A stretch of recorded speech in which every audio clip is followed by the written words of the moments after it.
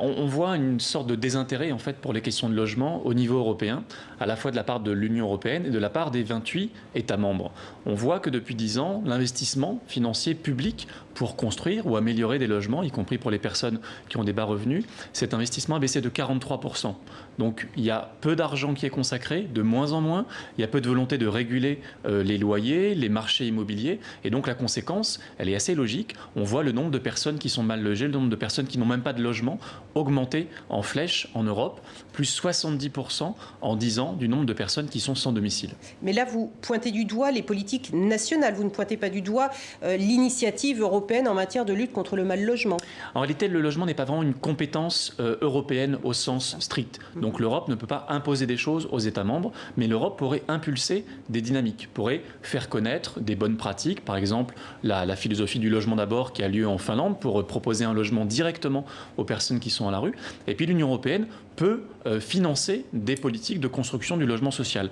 Elle le fait parfois à travers ses fonds de cohésion sociale, à travers la Banque européenne d'investissement, à travers les fonds Juncker, mais elle pourrait le faire beaucoup plus. Elle pourrait le faire vraiment de manière plus ambitieuse. Et puis vous savez que l'Union européenne a aussi ce pouvoir de suivre les politiques de chaque État tous les ans. C'est le semestre européen. Et elle pourrait mettre davantage en avant les obligations des États pour proposer un logement à leurs ressortissants. Alors, chaque État s'est quand même engagé à respecter c'est les responsabilités et les impulsions que pourrait donner l'Union européenne, sinon ça relève davantage des politiques nationales. Vous avez mentionné à l'instant la Finlande qui est effectivement un des seuls 28 pays européens où eh bien, il n'y a pas eu d'augmentation du sans-abrisme. Comment la Finlande fait-elle justement pour elle s'en sortir? Alors la Finlande, depuis maintenant 20 ans, applique une philosophie qu'on appelle le logement d'abord, qui consiste à éviter de faire passer les personnes qui sont à la rue par toutes les strates de l'hébergement, d'urgence, de réinsertion, logement temporaire, avant d'avoir accès à un vrai logement. La Finlande leur propose directement un vrai logement. Et la Finlande, depuis 20 ans, a divisé par 5 le nombre de personnes sans domicile. C'est le seul pays en Europe qui réussit à arrêter cette fuite en avant dans le sans-abrisme ou dans l'hébergement. C'est-à-dire quoi? Il ne passe pas par cette notion de court terme, c'est ça? Tout à fait. En fait, on va directement au logement à long terme. Oui, on a consacré ce 4e rapport aux conditions de vie des personnes qui sont sans domicile, qui alternent la rue, l'hébergement d'urgence. Et on s'aperçoit que l'hébergement d'urgence n'est pas une bonne solution.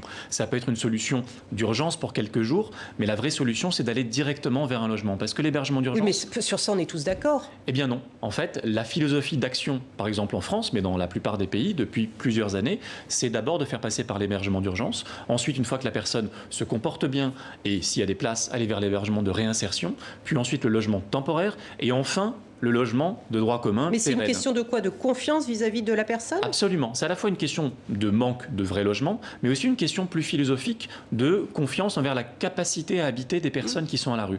On les voit comme des personnes qui ne sont pas capables d'habiter correctement un logement parce qu'elles ont parfois des addictions, parfois des troubles de comportement, c'est vrai, mais en réalité, la manière de lutter contre ces addictions, contre ces problèmes personnels, psychologiques, sociaux, c'est d'avoir un logement. C'est ça la condition. Quand on alterne l'hébergement d'urgence, hébergement de réinsertion, hôtel, rue, on ne peut pas se lancer dans une démarche de réinsertion. Merci beaucoup Manuel Domergue d'avoir attiré notre attention sur ce problème social, économique, le mal logement en Europe. On retrouve, j'imagine, le rapport de la Fondation Abbé Pierre sur le site internet de votre fondation. Merci beaucoup d'avoir été avec nous.